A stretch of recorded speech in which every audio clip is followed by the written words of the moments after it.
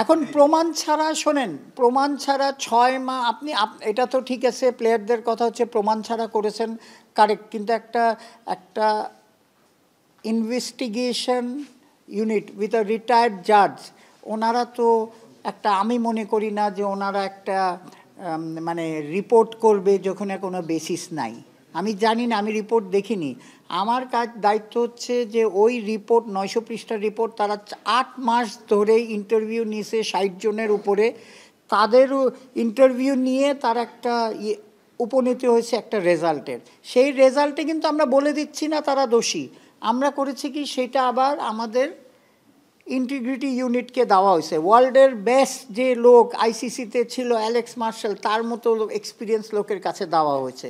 এখন আমরা রেড ফ্ল্যাগটা যারা বলেছে যে হ্যাঁ এরা, আমি সন্দেহ করছি বা রেড ফ্ল্যাগ হচ্ছে, তাদের আমার উপায়টা কী বলেন? আমি যদি তাদের খেলতেও দিই তাহলে ব্যাড সিগন্যাল যাচ্ছে, ক্রিকেটের জন্যে খারাপ। হ্যাঁ, আবার ইয়েতে, সুতরাং আমরা ডিসাইড করছি আমাদের যে জুরিডিকশন আছে, আমি তো বাউন্ড না যে আমি একটা প্লেয়ারকে আমার অকশনে নাও নিতে পারি, ফর ডিফারেন্ট রিজন আমি নাও নিতে পারি, সেই জন্য আমরা নিই। ক্রিকেট খেললেই যে তাকে অকশনে নিতে হবে সেটা তো কোনো কোথাও লেখা নাই। Governing council has all the right. এখন দেখেন বিদেশিরা 500 জন অ্যাপ্লাই করেছিল, আমরা 260 নিয়েছি। এই সিমিলারভাবে আমরা এটা করেছি। আপনারা তো অবশ্যই পেয়েছেন, মানে এটা তো অনেক তদন্ত করেছেন, আইসিসি থেকে একটা বেশ করে ইমেল এসেছে, তো এটা তারা বলছে ধরেন আরো বেশ করে নাম ছিল যারা হয়তো বা হাই ফ্ল্যাগের মধ্যে পয়েন্ট করে দেওয়া হয়নি। তো এই যে আপনি বলছেন হ্যাঁ অধিকার তো সবারই আছেন, রাখা না রাখা, কিন্তু অবশ্যই আপনারা এটা বলবেন না যে প্রমাণ ছিল না। শোনেন, প্রমাণের কথা না, যে ইউনিটের, এটা ইন্ডিপেন্ডেন্ট ইউনিট, তার দায়িত্ব, সে এই রিপোর্টটা, আমরা কী হয়েছে, আমরা কিন্তু একটা লাস্ট 8 মাসের একটা সময় গেছে আমাদের, লাস্ট বিপিএলের ঘটনা নিয়ে আমরা কিন্তু একটা ইনভেস্টিগেশন ইনকোয়ারি কমিশন গঠন করা হয়েছিল। তাকে তো সেইখান থেকে রিপোর্টের ভিত্তিতে আমরা কি করলাম, আমরা একটা লিস্ট পেয়েছি, যেই লিস্টে আমরা কারো নাম বলিনি, কিন্তু আমি মনে করছি এইসব প্লেয়ার আপনার থাকলে সমস্যা হতে পারে, সেই জন্য আমরা ওই পথে যাইনি।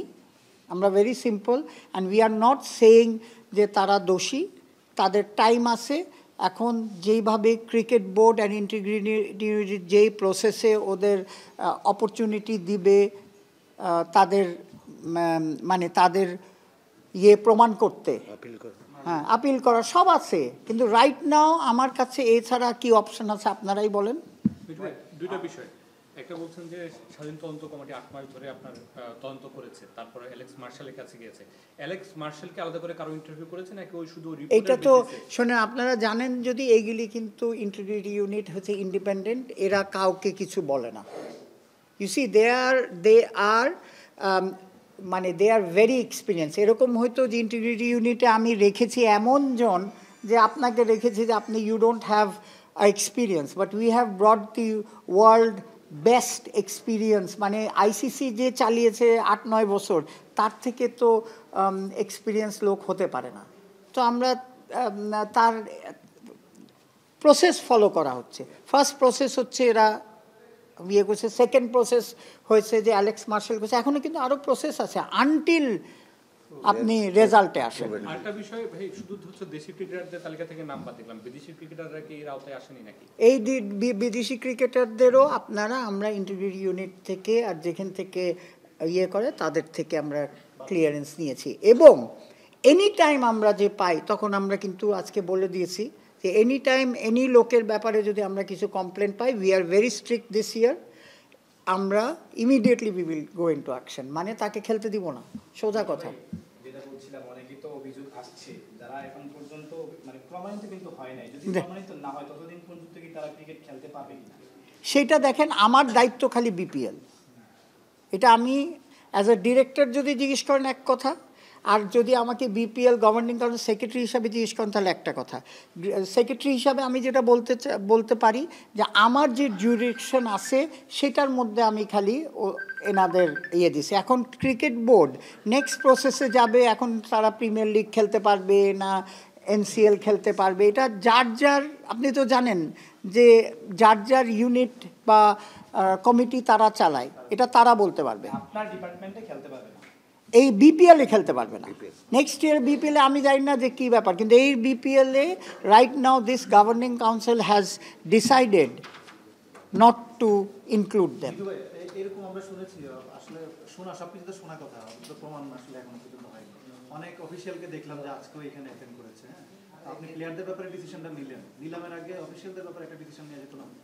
হ্যাঁ, এটা কারেক্ট কথা বলছেন, কিন্তু সময় স্বল্পতার জন্যে। সত্যি কথাটা হচ্ছে যে আমরা যখন প্লেয়ারদের তো আমরা দিচ্ছি, আপনি একটা কথাটা বোঝেন, আজকে ফার্স্ট আমরা টিম নেওয়ার পরে ফার্স্ট বসেছি, তারা তাদের গুছাতে দিতে হয়েছে, তারা কি কাদের সাথে কাদের নিবে, কোচ কাকে নিবে, একদম ম্যাচিওর যে থাকবে তারও নাম চেয়েছি। সো আমরা assistant coach, batting coach, logistic manager, media manager, সবার নাম চেয়েছি।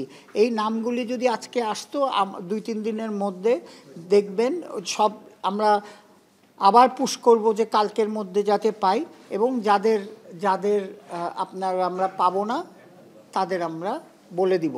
আমরা তো আর বলতে পারি না যে তো আমরা বলে দিব যে this will not get the accreditation card.